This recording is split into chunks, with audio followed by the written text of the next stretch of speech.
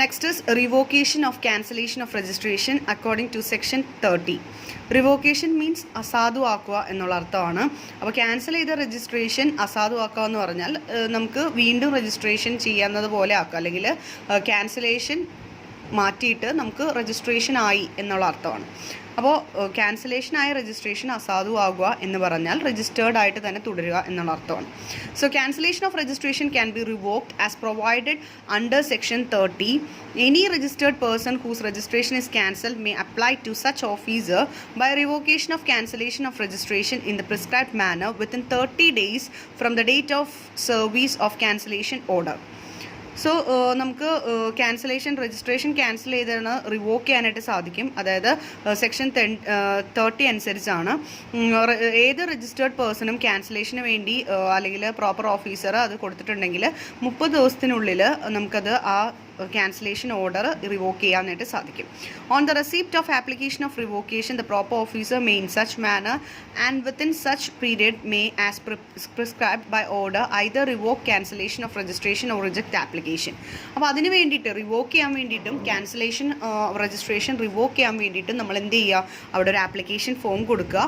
Application form കൊടുത്തതിന് ശേഷം proper officer നന്നായിട്ട് വിശദമായിട്ട് അതിനെക്കുറിച്ച് സ്റ്റഡി ചെയ്തതിന് ശേഷം അത് റിജക്റ്റ് ചെയ്യുകയോ അല്ലെങ്കിൽ ആക്സെപ്റ്റ് ചെയ്യുകയോ ചെയ്യാം. ആക്സെപ്റ്റ് ചെയ്യുക എന്ന് പറഞ്ഞാൽ ക്യാൻസലേഷൻ റിവോക്ക് ചെയ്യുക, റിജക്റ്റ് ചെയ്യുക എന്ന് പറഞ്ഞാൽ ക്യാൻസലേഷൻ തുടരുക. Then the application of revocation of cancellation of registration shall not be rejected unless the applicant has given the opportunity to be heard. അപ്പോൾ നമുക്ക് നേരത്തെ പറഞ്ഞതുപോലെ തന്നെ ഒരു അവസരം കൊടുക്കുക, അയാൾക്ക് പറയാനുള്ള എന്താണെന്നുള്ളത് റിവോക്ക് ചെയ്യാനായിട്ടുള്ള നമുക്ക് റിവോക്ക് ചെയ്തത് റിജക്റ്റ് ചെയ്യരുത് എന്താണ് ഒരു അവസരം കൊടുത്തതിന് ഒരു ഓപ്പർച്യൂണിറ്റി, ആ ടാക്സ് പേയർക്ക് ഒരു ഓപ്പർച്യൂണിറ്റി കൊടുക്കുക. എന്തുകൊണ്ടാണ് ഇങ്ങനെ ഒരു സാഹചര്യം ഉണ്ടായതെന്നുള്ളതിൻ്റെ കാരണം കാണിക്കാനായിട്ട് ഒരു അവസരം കൊടുക്കുക. അതിനുശേഷം മാത്രം ഇത് റിജക്റ്റ് ചെയ്യാനാണ് നമുക്ക് നിർദ്ദേശിച്ചിട്ടുള്ളത്.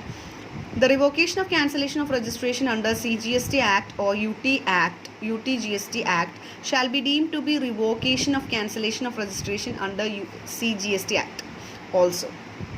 സോ നമ്മൾ CGSTയിലോ SGSTയിലോ നമ്മൾ റിവോക്ക് ചെയ്തിട്ടുള്ള ക്യാൻസലേഷൻ ആണെങ്കിൽ അങ്ങനെയുള്ള ക്യാൻസലേഷൻ അത് നമ്മൾ അത് SGSTയിൽ ചെയ്യുകയാണെങ്കിൽ അത് നമ്മൾ CGST ആക്ടിലും ചെയ്തതുപോലെയാണ്, CGST ചെയ്യുകയാണെങ്കിൽ SGSTയിലും ചെയ്തതുപോലെയാണ്. അപ്പോൾ അവിടെ ആക്ടുകൾ രണ്ടും സെയിം ആയിട്ട് നമുക്കത് എഫക്റ്റ് ചെയ്യും. ഇനി എന്തൊക്കെ റൂൾസ് ആണ് റിവോക്കേഷൻ ഓഫ് ക്യാൻസലേഷനെ കുറിച്ചുള്ളത്? That is rule 23. A person whose registration is cancelled on its own motion may submit an application of revocation of cancellation of registration in Form GST Register 21 to the proper officer within a period of 30 days from the date of order of cancellation of registration. അപ്പോൾ ആരാണോ registration ക്യാൻസലായി പോയിട്ടുള്ളത് അന്നില്ലെങ്കിൽ സ്വന്തം ഇഷ്ടപ്രകാരമോ അല്ലെങ്കിൽ proper ഓഫീസറിൻ്റെ നിർബന്ധപ്രകാരമോ ക്യാൻസലായി പോയിട്ടുള്ളതുണ്ടെങ്കിൽ നമുക്കൊരു application കൊടുക്കാം റിവോക്കേഷന് വേണ്ടിയിട്ട്. അത് GST register 21 നമ്മൾ പ്രോപ്പർ ഓഫീസർക്ക് 30 ഡേയ്സ് ക്യാൻസലായി പോയതിനു ശേഷം 30 ഡേയ്സിനുള്ളിൽ നമ്മൾ ആ റിവോക്കേഷൻ്റെ ആപ്ലിക്കേഷൻ കൊടുക്കുക. If the registration has been cancelled for the failure of furnishing returns കൊടുക്കുന്നതിൽ വന്നിട്ടുള്ള വീഴ്ചകൾ കൊണ്ടിട്ടാണ് രജിസ്ട്രേഷൻ ക്യാൻസലായി പോയിട്ടുള്ളതെങ്കിൽ ആ ആപ്ലിക്കേഷൻ ഓഫ് റിവോക്കേഷൻ ഫയൽ ചെയ്യുന്നത് നമുക്ക് റിട്ടേൺസ് കൊടുത്തതിന് ശേഷം മാത്രമേ നമുക്ക് ഫയൽ ചെയ്യാനായിട്ട് സാധിക്കുള്ളൂ. അല്ല എങ്കിൽ ടാക്സോ ഡ്യൂസോ ഇൻട്രസ്റ്റോ അല്ലെങ്കിൽ പെനാൽറ്റിയോ ലേറ്റ് ഫീസോ ഇത് കൊടുക്കാത്തതിൻ്റെ പേരിലാണ് ക്യാൻസലായി പോയിട്ടുണ്ടെങ്കിൽ ഇതെല്ലാം നമ്മൾ ഫേർണിഷ് ചെയ്തതിന് ശേഷം അല്ലെങ്കിൽ അതെല്ലാം കൊടുത്തു തീർത്തതിന് ശേഷം മാത്രമേ നമുക്ക് റിവോക്കേഷൻ വേണ്ടിയിട്ട് അപേക്ഷിക്കാനായിട്ട് സാധിക്കുകയുള്ളൂ. The proper officer shall before passing the order issue a notice required for the applicant to show cause as to why the application submitted for revocation should not be rejected. അപ്പോൾ ഇപ്പോൾ reject ചെയ്യാനായിട്ടാണ് പോകുന്നതെങ്കിൽ proper officer അതിന് മുമ്പ് ഒരു കാരണം കാണിക്കൽ notice, അതായത് ഷോ കോസ് നോട്ടീസ് കൊടുക്കുക. അതിനുശേഷം അയാൾക്കൊരു ഓപ്പർച്യൂണിറ്റി കൊടുക്കുക, എന്തുകൊണ്ടാണ് റിജക്റ്റ് ചെയ്യരുതെന്ന് നിങ്ങൾ പറയുന്നതിൻ്റെ കാരണം കാണിക്കാൻ വേണ്ടി ഒരു അവസരം കൊടുക്കുക. അതിനുശേഷം മാത്രം റിജക്റ്റ് ചെയ്യുക. അത് 7 വർക്കിംഗ് ഡേയ്സിനുള്ളിൽ ഇയാൾ റിപ്ലൈ കൊടുത്തിരിക്കണം, അതിനുള്ള കാരണം ഹാജരാക്കിയിരിക്കണം. Upon receipt of information or clarification, the proper officer shall proceed to dispose of application within a period of 30 days from the date of the receipt of such information or clarification from the applicant. അപ്പോൾ 30 ഡേയ്സിനുള്ളിൽ ഈ reply കിട്ടിയതിന് ശേഷം 30 ദിവസത്തിനുള്ളിൽ ഇതിന് തീർപ്പുണ്ടാക്കിയിരിക്കണം. അതായത് ഒന്നില്ലെങ്കിൽ reject ആണോ അല്ലെങ്കിൽ ആക്സെപ്റ്റഡ് ആണോ എന്നുള്ളത് അയാളുമായിട്ട് 30 ഡേയ്സിനുള്ളിൽ കമ്മ്യൂണിക്കേറ്റ് ചെയ്തിരിക്കണം.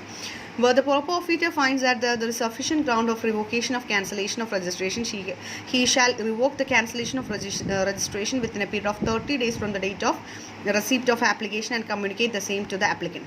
അപ്പോൾ പ്രോപ്പർ ഓഫീസർക്ക് തോന്നുകയാണ് ഇയാൾക്ക് പറയുന്നതിൽ, അതായത് റിവോക്ക് ചെയ്യാനുള്ള എല്ലാ എലിജിബിലിറ്റിയും അയാൾക്കുണ്ടെന്ന് പ്രോപ്പർ ഓഫീസർക്ക് ബോധ്യപ്പെടുന്നതാണെങ്കിൽ അയാൾക്ക് റിവോക്ക് ചെയ്യാം. 30 ഡേയ്സിനുള്ളിൽ റിവോക്കേഷൻ നടത്താം. The proper officer shall reject the application of revocation of cancellation on sufficient ground. The reason of rejection of revocation of cancellation should be recorded in writing. അപ്പോൾ പിന്നീട് proper ഓഫീസർക്ക് മറ്റൊരു സാഹചര്യം എന്ന് പറയുന്നത് റിജക്റ്റ് ചെയ്യാനുള്ള സിറ്റുവേഷൻസ് അല്ലെങ്കിൽ കാരണങ്ങൾ ഇയാൾക്കുണ്ടെങ്കിൽ പ്രോപ്പർ ഓഫീസർക്ക് ഈ റിവോക്കേഷൻ ക്യാൻസൽ ചെയ്യാനുള്ള അധികാരമുണ്ട്. അതുപോലെ തന്നെ അതിനുള്ള റീസൺ ഉണ്ടെങ്കിൽ അത് റൈറ്റിങ്ങിൽ എഴുതി വയ്ക്കുക. അപ്പോൾ എന്തുകൊണ്ടാണ് റിവോക്ക് ചെയ്യാനുള്ള അല്ലെങ്കിൽ റിവോക്കേഷൻ റിജക്റ്റ് ചെയ്യാനുള്ള കാരണം എന്ന് എഴുതി വെക്കുക. ആ ഓർഡർ നമ്മൾ കൊടുക്കുന്നത് ഫോം GST രജിസ്റ്റർ 5 എന്നിട്ട് അത് കമ്മ്യൂണിക്കേറ്റ് ചെയ്യുക, ആപ്ലിക്കൻറ്റുമായിട്ട് കമ്മ്യൂണിക്കേറ്റ് ചെയ്യാം. അപ്പോൾ റിജക്റ്റ് ചെയ്യുമ്പോൾ നമ്മൾ കൊടുക്കുന്നതാണ് ഫോം GST രജിസ്റ്റർ 5 നമ്മൾ ആപ്ലിക്കേഷൻ കൊടുക്കുന്നത്. Next one is physical verification of business premises. According to Rule 25, where the proper officer finds that the physical verification of the place of business of registered person is required after the grant of registration, he may get such verification done. The verification report along with other documents including photographs shall be uploaded in Form GST Register 30 on the common portal within a period of 15 working days the following date of such verification. ഇനി business premises അല്ലെങ്കിൽ ബിസിനസ്സിൻ്റെ സ്ഥാപനത്തിൻ്റെ അല്ലെങ്കിൽ ബിസിനസ്സിന് ചുറ്റുമുള്ള പ്ലേസിനാണ് അല്ലെങ്കിൽ business ഇരിക്കുന്ന സ്ഥലവും അതിനോട് ചുറ്റുമുള്ള ഫാക്ടറി ആണെങ്കിൽ ആ ഫാക്ടറിയും അതിനോട് ചുറ്റുമുള്ള സ്ഥലങ്ങളെയാണ് നമ്മൾ ബിസിനസ് പ്രിമിസസ് എന്ന് പറയുന്നത്. അപ്പോൾ അതിനൊരു വെരിഫിക്കേഷൻ ആവശ്യമാണെന്ന് പ്രോപ്പർ ഓഫീസർക്ക് തോന്നുകയാണെങ്കിൽ ഒരു ഫിസിക്കൽ വെരിഫിക്കേഷൻ നടത്താവുന്നതാണ്. അതിനുശേഷം മാത്രം ഗ്രാൻഡ് ചെയ്യാം രജിസ്ട്രേഷൻ. അപ്പോൾ ആ ഫിസിക്കൽ വെരിഫിക്കേഷൻ നടത്തിയതിൻ്റെ റിപ്പോർട്ട് അല്ലെങ്കിൽ മറ്റ് ഡോക്യുമെൻറ്റ്സ് ഫോട്ടോഗ്രാഫ്സ് എന്തെങ്കിലും ഉണ്ടെങ്കിൽ അതെല്ലാം form GST register 30 common portal വഴി 15 വർക്കിംഗ് ഡേയ്സിനുള്ളിൽ വെരിഫിക്കേഷൻ നടത്തുക. Next is method of authentication. That is rule 26. Every document submitted should be properly authenticated. Authenticated എന്ന് പറഞ്ഞാൽ അധികാരപ്പെടുത്തുക അല്ലെങ്കിൽ അധികാരമുള്ളത് എന്നൊക്കെ അർത്ഥമുള്ളതാണ്. അതായത് കറക്റ്റായിട്ട് നോക്കി അതെല്ലാം കറക്റ്റാണെന്ന് മനസ്സിലാക്കുക, അത് ഓതൻറ്റിക്കേറ്റഡ് ആണെന്നുള്ളത് മനസ്സിലാക്കുക, അധികാരപ്പെട്ടതാണെന്നുള്ളത് മനസ്സിലാക്കുക എന്നുള്ളതാണ്. അപ്പോൾ എങ്ങനെയാണ് നമ്മളത് ഓതൻറ്റിഫിക്കേഷൻ നടത്തുന്നത് അല്ലെങ്കിൽ അതെങ്ങനെയാണ് ചെയ്യുന്നതെന്നുള്ളത് കുറച്ച് റൂൾസ് ഉണ്ട്. ആ റൂൾസാണ് നമ്മൾ പറയാൻ പോകുന്നത്. അതിൽ 3 റൂൾസാണ് മെയിനായിട്ടുള്ളത്. That is every document submit ചെയ്യുന്ന ആ ഡോക്യുമെൻറ്റ്സ് നമ്മൾ ടാക്സ് പേയേഴ്സ് സബ്മിറ്റ് ചെയ്യുമ്പോൾ അതിൻ്റെ അധികാരം അല്ലെങ്കിൽ അതിൻ്റെ ജെനുവിനിറ്റി നമ്മൾ മനസ്സിലാക്കിയിരിക്കണം. അതിൽ ഫസ്റ്റ് വൺ ആണ് all the applicants reply to notices returns of outward inward supplies appeals or any other document shall be submitted electronically with digital signature certificate or through e signature. അപ്പോൾ നമുക്ക് തരുന്ന notice എന്ത് നോട്ടീസാണ് reply തരുന്ന നോട്ടീസിന് reply തരികയോ അല്ലെങ്കിൽ returns outward returns inward returns ഒക്കെ തരുമ്പോൾ മറ്റ് ഡോക്യുമെൻറ്റ്സ് ഒക്കെ ഇലക്ട്രോണിക്കലി സബ്മിറ്റ് ചെയ്യുമ്പോൾ അതിൻ്റെ ഒപ്പം നമുക്കൊരു ഇ സിഗ്നേച്ചർ, ആ വ്യക്തികളുടെ ഇ സിഗ്നേച്ചർ അല്ലെങ്കിൽ ഒരു സിഗ്നേറ്ററി സർട്ടിഫിക്കറ്റ്, ഇത് രണ്ടും നമുക്ക് ഉണ്ടായിരിക്കണം. അപ്പോൾ രജിസ്റ്റേർഡ് കമ്പനീനെ സംബന്ധിച്ചിടത്തോളം ഡോക്യുമെൻറ്റ്സും ആപ്ലിക്കേഷൻ വെരിഫിക്കേഷനൊക്കെ തരുമ്പോൾ ഒരു ഡിജിറ്റൽ സിഗ്നേറ്ററി സർട്ടിഫിക്കറ്റ് ഉണ്ടായിരിക്കണം. ഇതാണ് വളരെ ഇമ്പോർട്ടൻ്റ് ആയിട്ടുള്ള കാര്യമാണ്. അത് ഒരു ഓതൻറ്റിഫിക്കേഷൻ അല്ലെങ്കിൽ അതിൻ്റെ അധികാരത്തിലാണ്, അല്ലെങ്കിൽ ആർക്ക് വേണമെങ്കിലും ഫേക്ക് ആയിട്ട് കൊടുക്കാവുന്നതാണ്. അപ്പോൾ ആ ഫേക്ക്നെസ് അല്ലെങ്കിൽ ആ ഒരു ജെനുവിനിറ്റി ഉറപ്പുവരുത്താനാണ് ഇത്തരത്തിലുള്ള ഒരു മെത്തേഡ് അല്ലെങ്കിൽ ഡിജിറ്റൽ സിഗ്നേച്ചർ വേണമെന്ന് പറയുന്നു.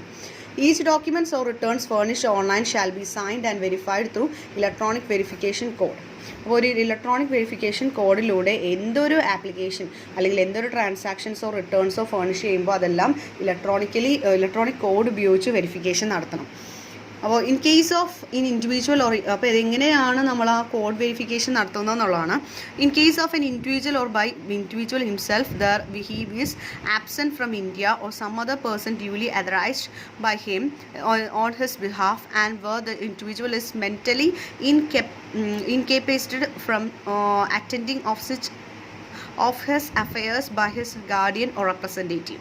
അപ്പോൾ ഒരു വ്യക്തിയോ അല്ലെങ്കിൽ വ്യക്തി സ്വയമേയോ അല്ലെങ്കിൽ എന്താ പറയുക അവർ തന്നെത്താനെ വന്ന് അല്ലെങ്കിൽ സ്വയമേ ഹാജരാവുകയോ അല്ലെങ്കിൽ അയാൾക്ക് ഇന്ത്യയിൽ ഇല്ലാത്തത് കൊണ്ട് അയാൾ ഫിസിക്കൽ പ്രസൻസ് ഇന്ത്യയിൽ ഇല്ലാത്തതുകൊണ്ട് റെപ്രസെൻറ്റേറ്റീവ്സിനെ അല്ലെങ്കിൽ ഏജൻറ്റിനെ അയാൾക്ക് അതിന് പകരമായിട്ട് ഏൽപ്പിച്ചു കൊടുക്കാം.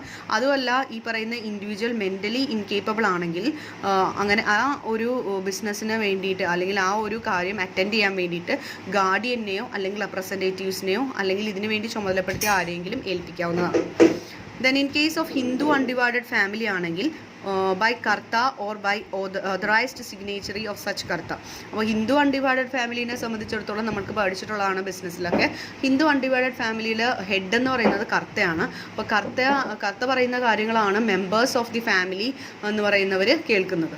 അപ്പോൾ മെമ്പേഴ്സ് ഓഫ് ദി ഫാമിലിനെ റെപ്രസെൻറ്റ് ചെയ്യുന്നതാണ് കർത്ത. അപ്പോൾ കർത്തയുടെ സിഗ്നേച്ചറാണ് നമുക്കവിടെ ആവശ്യം.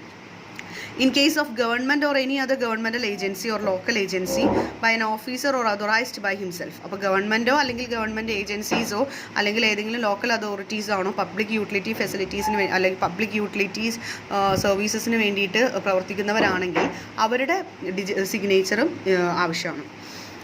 Then in case of firm or any partner thereof not being the minor, authorized signature is thereof. അപ്പോൾ ഇനി പാർട്ട്ണർഷിപ്പ് ഓഫ് ബിസിനസ് ആണെങ്കിൽ ആ ഫേമിൻ്റെ പാർട്ട്നേഴ്സ് അവരുടെ സിഗ്നേച്ചർ ആവശ്യമാണ്.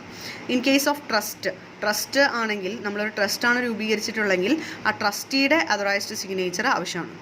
Then in case of any other person, മറ്റേതെങ്കിലും പേഴ്സൺ ആണെങ്കിൽ അഥോറൈസ്ഡ് ആയിട്ടുള്ള സെക്ഷൻ 48 പ്രകാരം അഥോറൈസ് ചെയ്തിരിക്കുന്ന മറ്റേതെങ്കിലും പേഴ്സൺ ഒന്നില്ലെങ്കിൽ അയാൾ അല്ലെങ്കിൽ അയാൾ അഥോറൈസ് ചെയ്തിരിക്കുന്ന ഏതെങ്കിലും പേഴ്സൺസിൻ്റെ എന്താ പറയുക signature ആവശ്യമാണ്.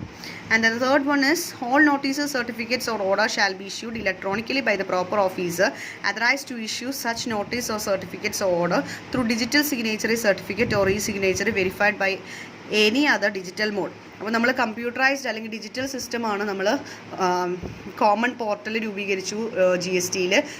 അതായത് ഇൻ്റർനെറ്റ് വഴി അല്ലെങ്കിൽ നമുക്ക് ഇലക്ട്രോണിക്കലി എല്ലാ ട്രാൻസാക്ഷൻസ് നടത്താനുള്ള സൗകര്യമുണ്ട്. അതുകൊണ്ട് തന്നെ ഇപ്പോൾ നമുക്ക് മാൽ പ്രാക്ടീസസ് വളരെ കുറക്കാനായിട്ട് സാധിക്കും ത്രൂ ഡിജിറ്റൽ സിഗ്നേച്ചേഴ്സ്.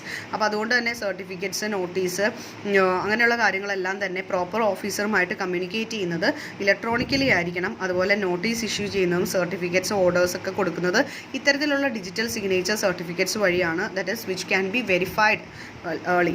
നമുക്ക് വെരിഫിക്കേഷന് വളരെ നേരത്തെ തന്നെ വെരിഫൈ ചെയ്ത് അതിൻ്റെ ക്ലാരിറ്റി അല്ലെങ്കിൽ അതിൻ്റെ ഓതൻറ്റിഫിക്കേഷൻ, അതിൻ്റെ ജെനുവിനിറ്റി മനസ്സിലാക്കാനായിട്ട് സാധിക്കും. അപ്പോൾ അങ്ങനെ വേണം നമ്മൾ ചെയ്യാനായിട്ട്. അപ്പോൾ അതാണ് എടുക്കാനുള്ളത്. That is application of cancellation, അതുപോലെ പ്രൊസീജിയർ ഓഫ് ക്യാൻസലേഷൻ, പിന്നെ റിവോക്കേഷൻ ഓഫ് ക്യാൻസലേഷനും പിന്നെ മെത്തേഡ് ഓഫ് ഓതൻറ്റിക്കേഷനും. ഇതെല്ലാം തന്നെ ടെക്സ്റ്റ് ബുക്കിലുണ്ട്, പക്ഷേ അവിടെ ഇവിടെ ആയിട്ട് സ്കാറ്റേർഡ് ചെയ്ത് കിടക്കുവാണ്. എല്ലാം നോക്കി പഠിക്കുക, വളരെ ഇമ്പോർട്ടൻ്റ് ആണ്.